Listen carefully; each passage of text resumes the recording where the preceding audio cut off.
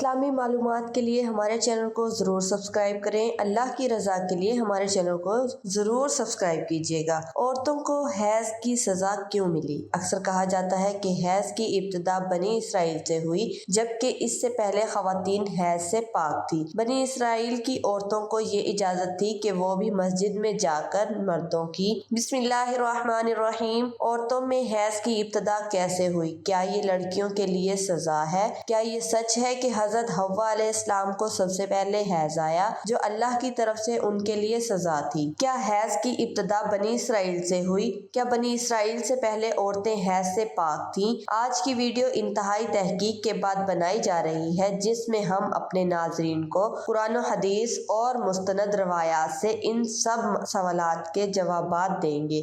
اصل میں اس موضوع پر بات کرنا اس لیے بھی ضروری ہے کہ آج کل بہت سی ویڈیوز پھیل رہی ہیں کہ جن میں غیر مسند روایات پیش کر کے سادہ مسلمانوں کو گمراہ کیا جا رہا ہے۔ ایسی ہی ویڈیوز دیکھ کر ہم سب اپنی ماں حضرت حوا علیہ السلام پر برائی باندھ دیتے ہیں۔ آپ سے التماس ہے کہ اس ویڈیو کو پورا دیکھیے گا تاکہ دوبارہ کبھی کوئی بھی آپ کو اس موضوع پر گمراہ نہ کر سکے۔ حضرت عبدالرزاق اور مسند اسحاق میں حضرت عبداللہ بن مسعود رضی اللہ تعالیٰ عنہ اور حضرت اسماء بن ابو بکر سے روایت نقل کی گئی ہے کہ بنی اسرائیل کی عورتوں کو یہ اجازت تھی کہ وہ بھی مردوں کے ساتھ مسجد میں جا کر نماز پڑھا کرتی تھی۔ مردوں اور عورتوں کے درمیان ایک پردہ ہوتا تھا۔ پھر ایک دن ایک لڑکی اپنی ایڑیاں اٹھا کر مردوں میں اپنے عاشق کو دیکھنے لگی اور پھر اس نے یہ روزانہ کا معمول بنا لیا۔ اس کی دیکھا دیکھی سبھی عورتیں اپنی مسجد میں آتی اور پھر ایڑیاں اٹھا کر پردے کے اوپر سے غیر مردوں سے تاک جھانک میں لگ گئی۔ چنانچہ ان کو مسجد میں جانے سے ایسے روکا گیا کہ ان پر حیض مسلط کر دیا گیا۔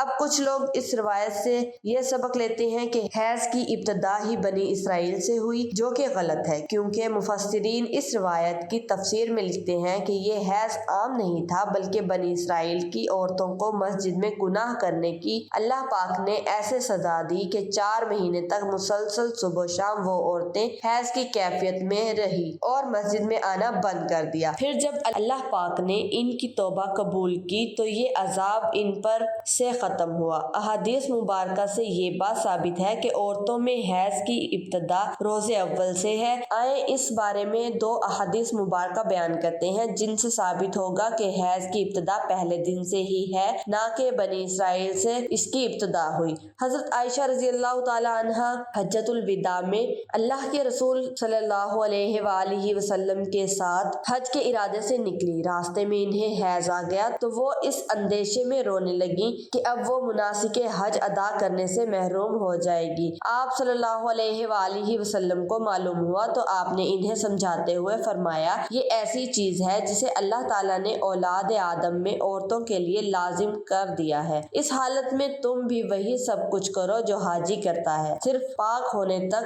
بیت اللہ کا طواف نہ کرنا۔ بالکل اسی طرح ایک اور حدیث حضرت ام سلمہ رضی اللہ تعالی عنہا سے بھی مروی ہے۔ حضرت ام سلمہ رضی اللہ تعالی عنہا بیان کرتی ہیں کہ ایک موقع پر رسول اللہ صلی اللہ علیہ وآلہ وسلم کے پاس تھی کہ مجھے حیض آنے لگا، میں وہاں سے اٹھ گئی۔ آپ صلی اللہ علیہ وآلہ وسلم نے دریافت کیا تو میں نے بتایا کہ مجھے حیض آنے لگا ہے۔ آپ نے فرمایا، یہ ایسی چیز ہے جسے اللہ تعالیٰ نے آدم کی بیٹیوں پر لازم کر دیا ہے۔ اس موضوع پر امام بخاری رحمۃ اللہ علیہ نے بخاری شریف میں ایک باب بھی قائم کیا ہے جس کا نام ہے حیض کا آغاز کیسے ہوا ہے۔ امام بخاری لکھتے ہیں کہ حضور اکرم صلی اللہ علیہ وآلہ وسلم نے فرمایا، یہ وہ چیز ہے کہ جسے اللہ نے آدم کی بیٹیوں پر لازم کیا ہے۔ امام بخاری مزید لکھتے ہیں کہ بعض لوگ کہتے ہیں کہ حیض کا آغاز بنی اسرائیل سے ہوا، جبکہ اس معاملے میں نبی کریم صلی اللہ علیہ وآلہ وسلم کا ارشاد زیادہ معتبر ہے، کیونکہ حضور صلی اللہ علیہ وآلہ وسلم نے فرمایا کہ اللہ نے حیض کو آدم کی بیٹیوں پر لازم کیا ہے، اسی لیے بنی اسرائیل سے پہلے بھی حضرت آدم کی اولاد میں حیض موجود تھا۔ علامہ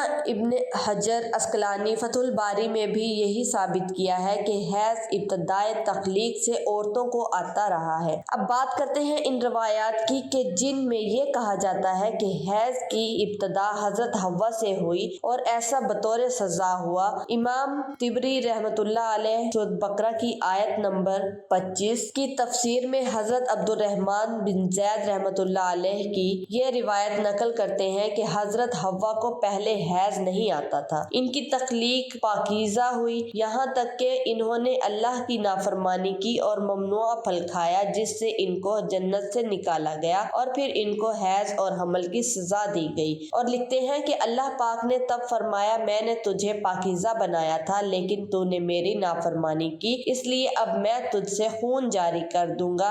امام طبری کے علاوہ باقی تمام مفسرین نے ان روایات کو جھٹلایا ہے اور ان روایات کو غیر مسند اور ناقابل قبول کہا ہے۔ حیض دراصل ایک طبیعتی مظہر ہے جس سے ہر ماہ عورت بلوغت سے سنیاس تک دو چار ہوتی ہے اور اس کو صحت کی علامت سمجھا جاتا ہے۔ اسی حیض کے خون سے ہی بچے کی پرورش کی جاتی ہے، یہ اللہ پاک کا نظام ہے۔ غیر حاملہ عورت کو اگر حیض نہ آئے تو اس کو بیماری کی علامت سمجھا جاتا ہے، یہ عورت کے لیے کوئی سزا نہیں اور نہ ہی یہ بات کسی روایت سے ثابت ہے کہ حیض عورت کی سزا ہے، بلکہ یہ ایک ذمہ داری ہے جو اللہ پاک نے انسانیت کی تخلیق کے لیے عورتوں پر ڈالی ہے۔ اسی لیے جو عورتیں اس ذمہ داری کو بخوبی نبھاتی ہیں وہ اجر و ثواب کی مستحق ہیں، جیسا کہ حضرت عائشہ رضی اللہ تعالی عنہا نے ایک دفعہ حضور پاک صلی اللہ علیہ وآلہ وسلم سے سوال کیا، اے اللہ کے نبی مجھے تو لگتا ہے کہ عورتیں پیدا ہی مصیبت جھیلنے کے لیے ہوئی ہیں۔ حضرت عائشہ کا اشارہ